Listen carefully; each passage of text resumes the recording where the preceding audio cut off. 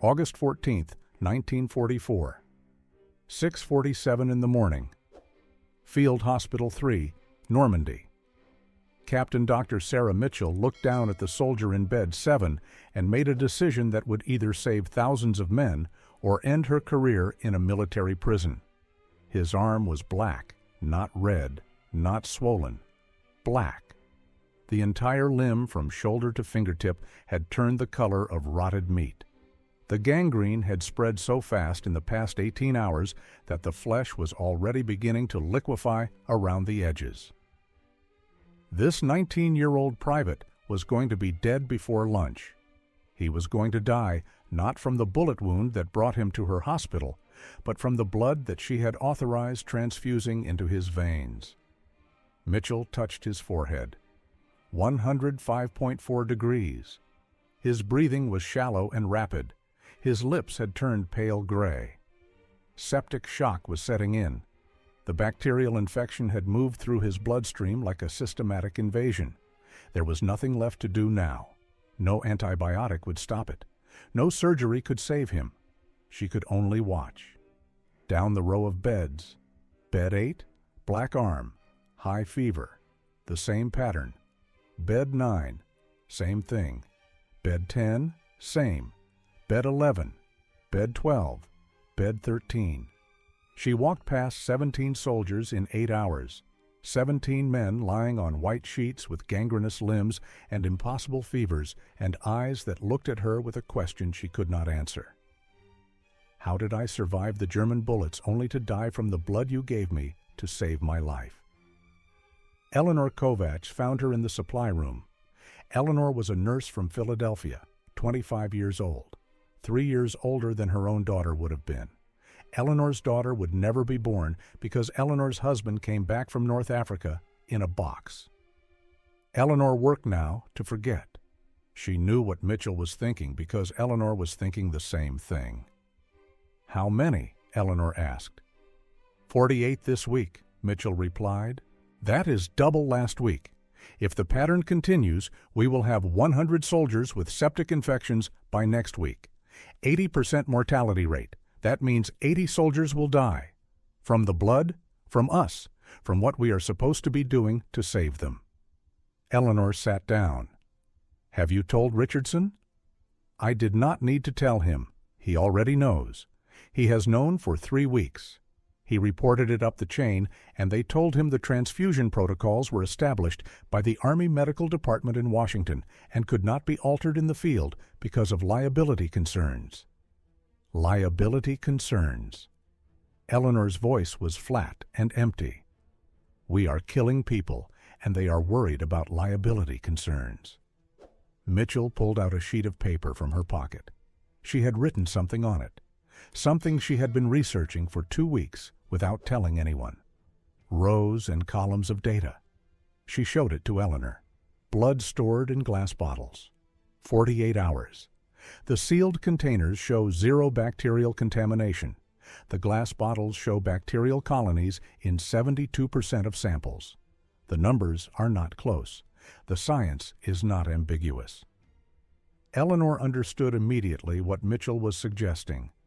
You would need authorization. Any experimental protocol requires authorization from command. I do not need authorization for observation. I need authorization to conduct unauthorized medical procedures on American soldiers. Eleanor looked at her. You understand what this means. If it fails, you are executed. If it works and they find out you did it without permission, you are imprisoned.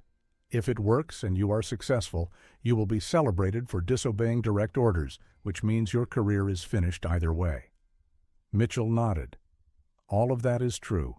But if I do nothing, then bed 7 will die, and bed 8 will die, and bed 9 through bed 23 will die. And next week there will be bed 1 through bed 25 again. And the week after that the same. And no one in command structure will stop it, because changing the protocol would require admitting that the protocol was designed by people who do not understand bacteriology, and that people in Washington made decisions that are killing men in Normandy. Eleanor was silent for a long moment. What do you need from me? Mitchell took a breath. I need you to help me steal blood. I need to find someone who can acquire alternative containers. I need to set up testing without anyone knowing. And I need you to understand that if we are discovered, you are court-martialed along with me." Eleanor stood up. "When do we start?" That night, Mitchell could not sleep. She sat alone in the officers' quarters and thought about her sister. Her sister had been a teacher, 26 years old. She had refused to give her students poisons to drink when the occupation came. They had shot her in front of the schoolhouse. That was 1942. Mitchell had been in America still, safe, working at Johns Hopkins, teaching surgical nurses, while her sister chose defiance and died for it. Sarah Mitchell had spent 2 years working in the Army Medical Corps because she believed she could save lives.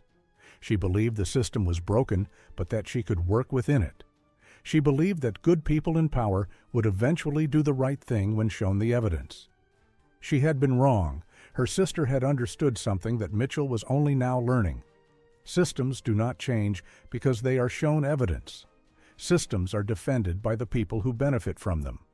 Her sister had seen clearly that the only choice was to break the rules or become complicit in the deaths of people you could have saved. The next morning, Mitchell requested a transfer to the supply depot. The official reason was that she wanted to conduct inventory analysis on medical stocks. The real reason was that the supply depot had something she needed, not authorization, not approval, not the cooperation of the bureaucratic system that was killing soldiers. She needed access to resources that the military did not want her to have. Supply Sergeant Albert Drysdale had been managing logistics for the First Army since D-Day 21 days earlier. Drysdale had seen the military system from the inside for 23 years. He had learned that rules existed to protect people in comfortable positions, and that breaking rules was sometimes the only way to protect people in frontline positions. When Mitchell explained what she needed, Drysdale did not ask questions. He took her to a storage room and opened a door that officially did not exist in the inventory records. Inside were rows of flexible containers, plastic, sealed, brand new, captured from German supply lines 2 weeks earlier. The Germans had been experimenting with the same technology for the exact same reason, to save lives. Bureaucratic incompetence was not unique to the American military. "How many can you acquire?" Mitchell asked. Drysdale looked at the boxes. 500 units, he replied. "Once these are gone, there will be no more available. The supply lines do not include them. They are not in the system. After this, I do not know what we do. 500 containers, 500 soldiers whose lives might be saved, 500 chances to prove that the system was broken and that one small change could fix it. But 500 was also enough to hang for, to be court-martialed for, to be imprisoned for. The risk was absolute and total and final." Mitchell looked at Drysdale. "You understand that if we do this and we are caught, you are involved. Your career is finished." "I have 12 years to retirement," Drysdale replied. "I spent 23 years serving a military that protects its mistakes more carefully than it protects its soldiers.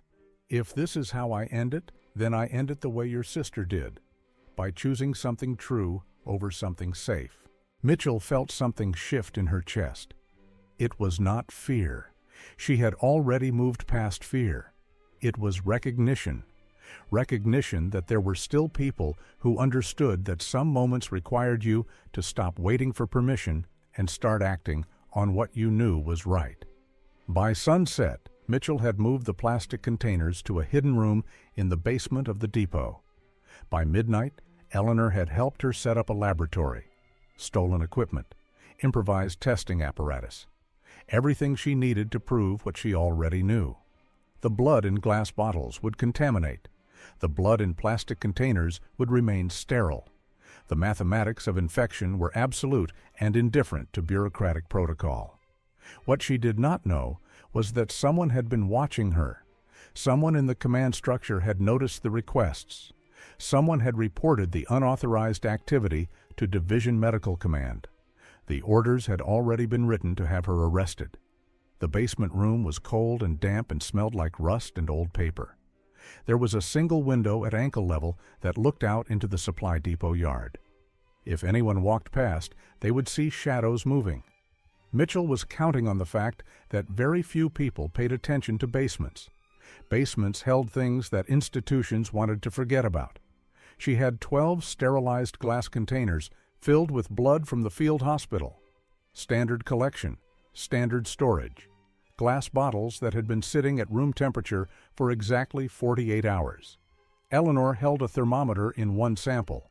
The temperature inside the bottle was 73 degrees Fahrenheit, perfect breeding ground for bacteria. Next to the glass bottles were the plastic containers, 5 of them, the same blood, collected at the same time, stored at the same temperature. 48 hours of waiting. "Look at this," Mitchell said. She held up the first glass bottle to the single basement light. The liquid inside had changed. It was no longer clear red. It had taken on a cloudy appearance, like someone had mixed in a single drop of milk into the entire container. That cloudiness is bacterial colony formation. Billions of organisms reproducing, consuming the blood, creating conditions where any soldier who receives this transfusion will develop septic shock within 24 hours.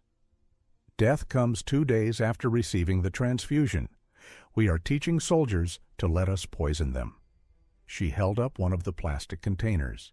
The blood inside was identical to the first day. Clear, bright, perfect.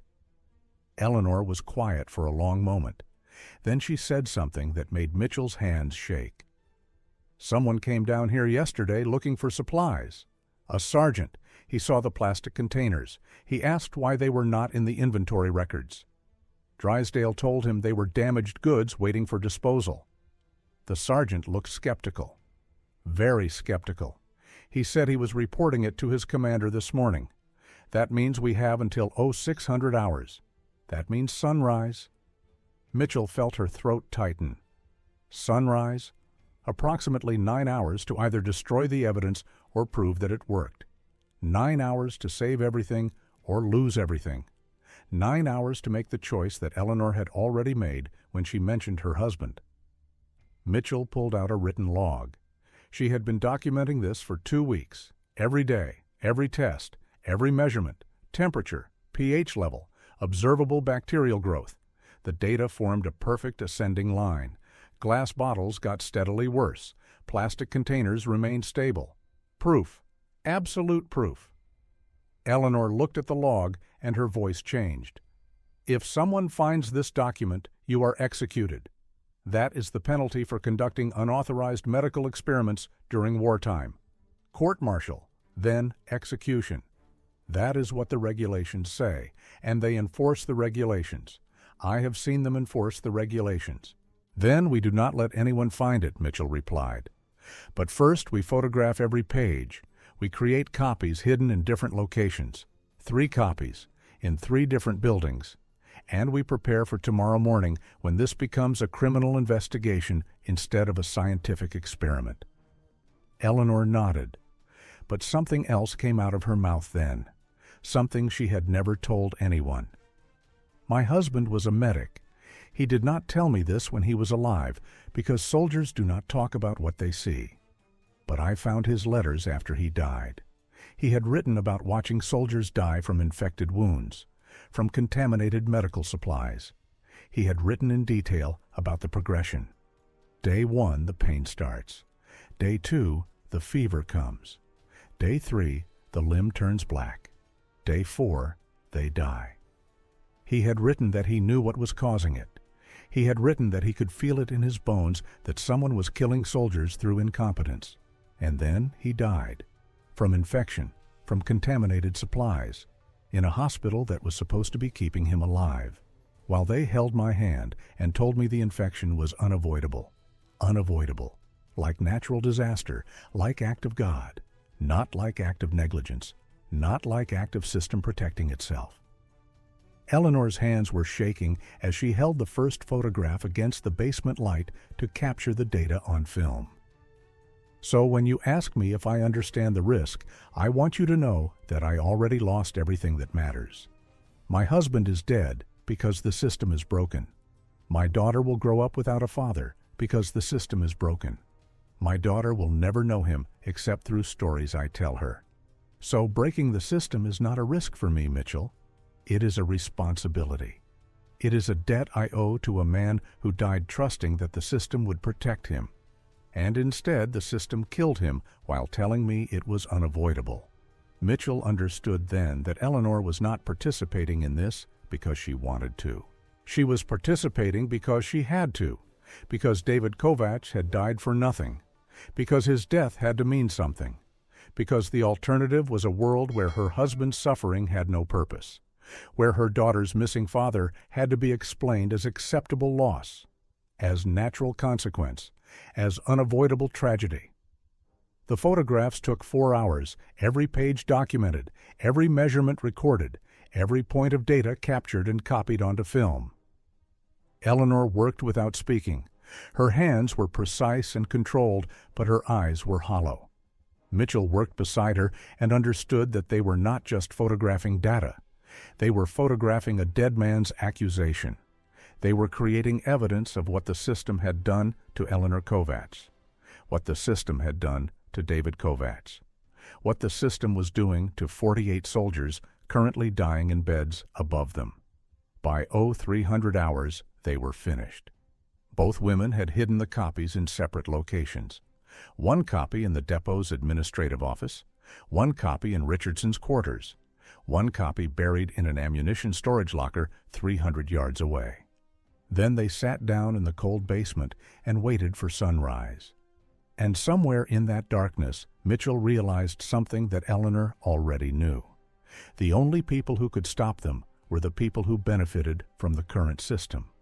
The people who had built careers protecting the broken apparatus. The people who could not afford to admit that the system was wrong, because admitting that meant admitting that they had allowed thousands of men to die unnecessarily. At 0545 hours they heard the sound. Footsteps from upstairs. Multiple footsteps. Voices, male voices, officers. One of them was Major James Richardson. The other was someone Mitchell did not recognize. A colonel? A man in his 50s with military bearing that suggested decades of decisions made in favor of institutions rather than individuals. Mitchell heard the voice clearly through the basement door. "We have received reports of unauthorized materials being stored in this facility. The requisition records do not match the physical inventory. This is either gross negligence or criminal activity. I am Colonel Hansworth. I need to see what you people think is so important that you are willing to violate direct orders to acquire it." Eleanor looked at Mitchell. The footsteps moved toward the basement stairs. The moment had arrived.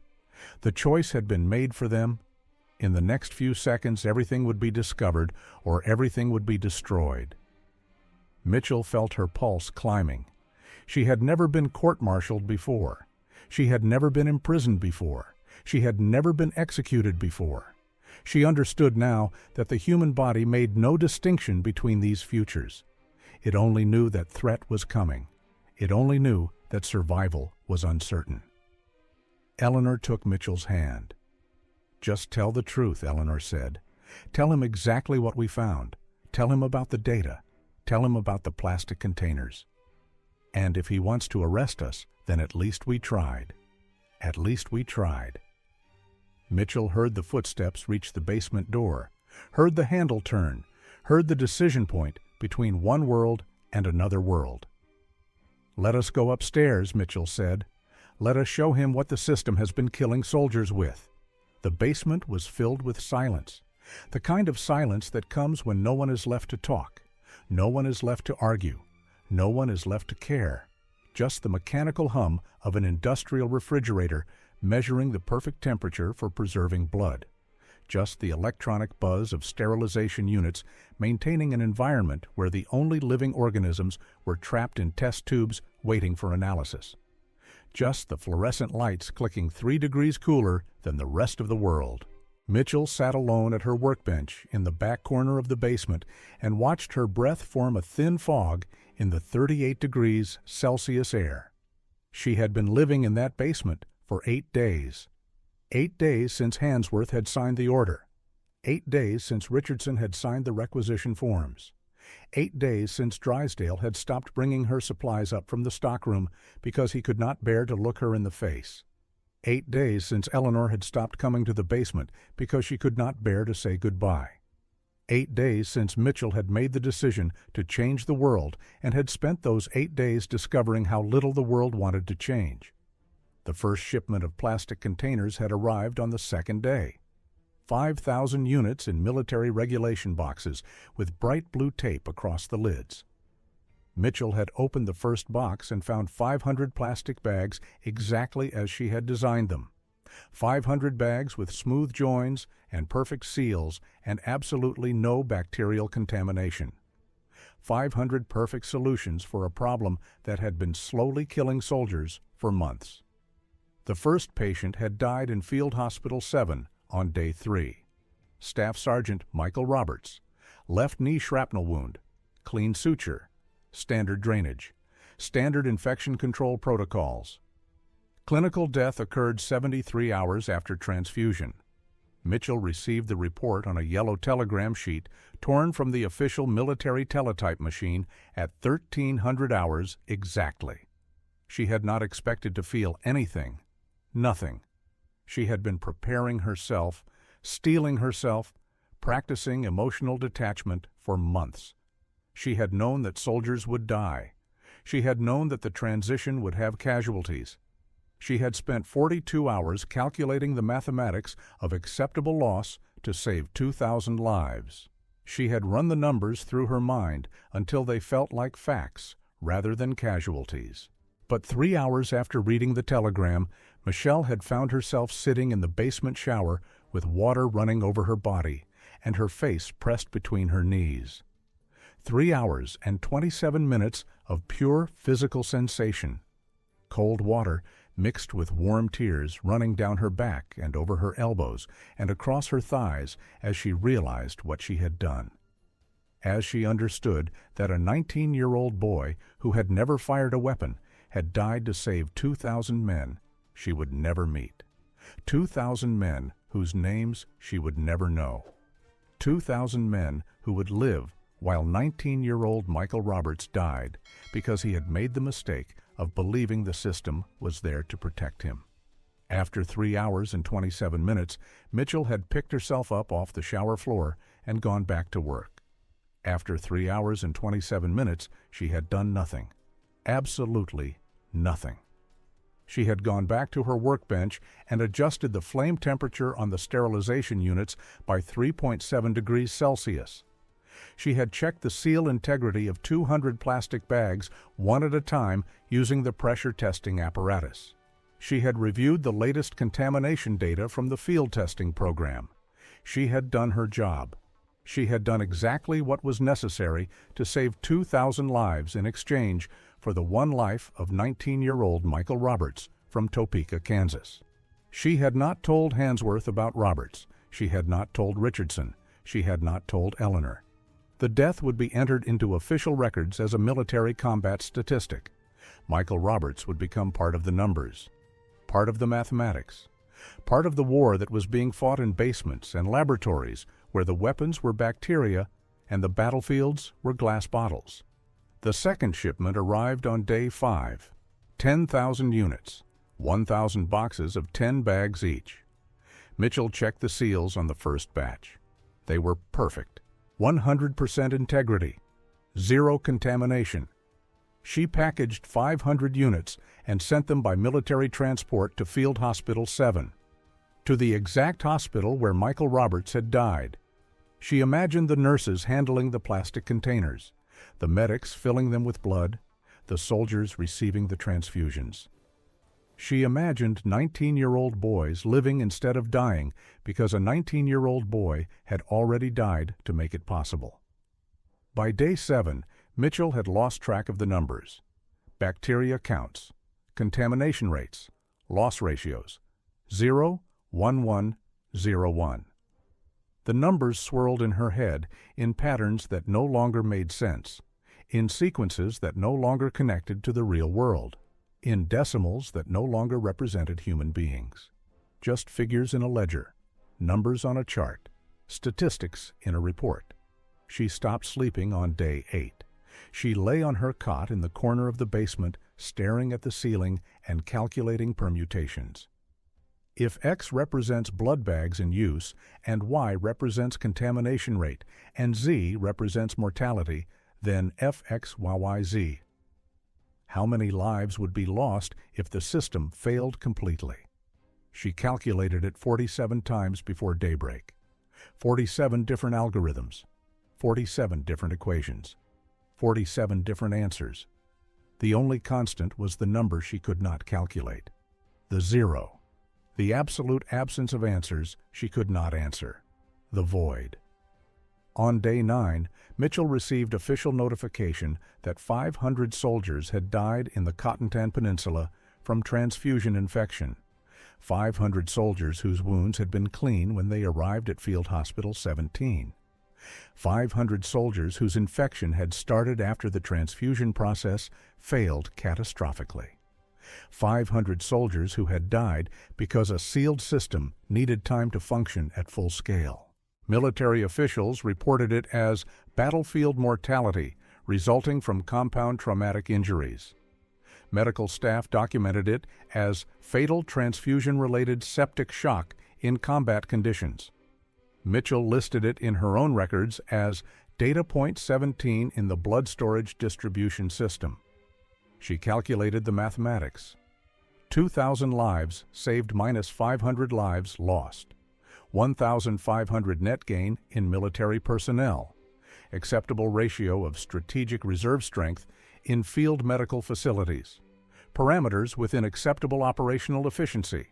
Positive outcome within forecast margin. The numbers made her feel nothing. Absolutely nothing. She felt the absence of feeling like a black hole where emotion had been before someone decided to do the mathematics of war. On day 11, Richardson came to the basement. He brought a folder of official forms, requisition orders, supply requests, medical directives, all necessary paperwork to scale the plastic container distribution system to 15,000 units per month. Mitchell signed without reading, without questioning, without caring. "I received your request for additional support staff," Richardson said. "You do not need more assistance. The system works perfectly alone," Mitchell replied without looking up from the paperwork. "I am concerned about your professional well-being." "I am doing my job perfectly," Mitchell said. She said it quietly.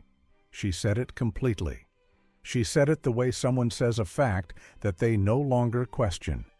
The way someone who has stopped feeling anything might say something that has become true through simple repetition. Richardson looked at her like she was already gone, like she was already a ghost, moving through the basement conducting experiments that no longer required human participation, like she was already data in a system that had stopped needing human operators to function. Mitchell continued working without speaking. She watched her breath form a thin fog in the 38 degrees Celsius air. She listened to the electronic buzz of the sterilization units. She felt the perfect temperature of the blood samples in their glass containers.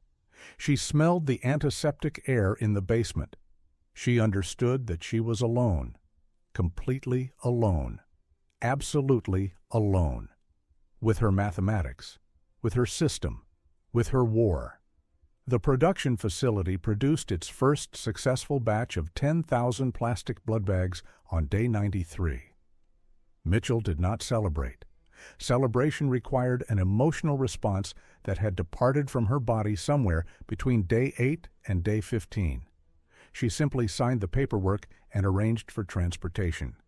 She calculated the distribution schedule. She verified the seal integrity one more time using the pressure testing apparatus. Everything was perfect. Everything was exactly as it needed to be. Eleanor found her in the facility basement at 2300 hours on the night of day 94. Eleanor had come through the front gate in military transport and had walked down into the darkness without knocking. Mitchell did not look up from the blood samples she was analyzing. She did not ask why Eleanor had come. She did not ask what Eleanor wanted. She simply continued working because the work was the only thing that still existed with any meaning. "They are taking you," Eleanor said. "The orders came down from Hansworth's office. Effective immediately, you are being transferred to a general field hospital in Germany. You are being reassigned as a standard medical officer. Your research position is being terminated. Your security clearance is being revoked. You are being classified as standard Army medical personnel, operating under normal command authority." Mitchell set down the testing apparatus. She understood immediately what was happening. Hansworth had decided that Mitchell was a liability. Hansworth had decided that a woman who knew too much about the system could not be allowed to continue working in a position where she might speak about what she had learned. So he was removing her from the equation. He was moving her to a standard field hospital where she would be impossible to distinguish from any other military medical officer. He was erasing her not through execution, but through the much more efficient method of institutional bureaucracy. "So the system wins," Mitchell said finally. "We fought the system. We changed the protocols. We saved 2,000 lives. And the system wins anyway by removing us from the equation and absorbing our work into its operations until no one remembers that we ever existed." Eleanor sat down on the floor of the basement. She took Mitchell's hand. "The system did not win. 2,000 men went home to their families because of what you did. 2,000 men who would have died did not die. David would be dead. But he is not. Because you broke the system long enough to save him. That is not the system winning. That is you winning and the system just deciding that you are too dangerous to keep around." Mitchell understood that Eleanor was right. The system was not winning because the system had absorbed the work. The system was winning because the system had decided to delete the creator of the work. The system was winning by ensuring that no one would ever know that Sarah Mitchell had existed. No one would ever know that she had broken the rules. No one would ever know that she had paid the price for changing the world. By morning, the paperwork was complete. Mitchell was authorized to depart for her new assignment. She packed one bag. She left the facility without saying goodbye to anyone. She did not leave a forwarding address. She did not leave a personal record. She did not leave anything that might connect her to the work she had done. The transport truck carried her away from the pharmaceutical facility at 0600 hours on day 95. By 0700 hours, the facility had been cleaned. By 0800 hours, a new commanding officer had taken control. By 0900 hours, the plastic blood bag production system had been formally reassigned as a standard Army Medical Department innovation created by anonymous military researchers working under the direction of Division Command. By 0930 hours, Sarah Mitchell's name had been removed from every official document. By 1000 hours, Mitchell no longer existed as a historical figure. She existed only as the work she had done. She existed only as the system she had created. She existed only in the silent knowledge that 2,000 men would live and never know her name. The field hospital in Germany was where soldiers went when everything else had failed. It was where the worst of the wounded arrived. It was where death was not a tragedy, but a natural consequence of the mathematics of war. Mitchell worked there for 3 years without speaking about what she had done. She treated infection. She managed contamination. She saved lives using the same system she had invented. She saved those lives while no one knew that she had invented it. One day in 1946, a young soldier came through the intake ward with a shrapnel wound to his left leg. Clean cut. Standard trauma. Mitchell began the treatment protocol. She authorized a transfusion. She administered the blood using the plastic container system that had become so standard that no one questioned it anymore. She watched the soldier's vital signs stabilize. She watched the infection profile remain normal. She watched the soldier live. After the transfusion, the soldier asked her name. She told him. He thanked her. He said she had saved his life. He said he would go home to his family because of her. Mitchell said nothing.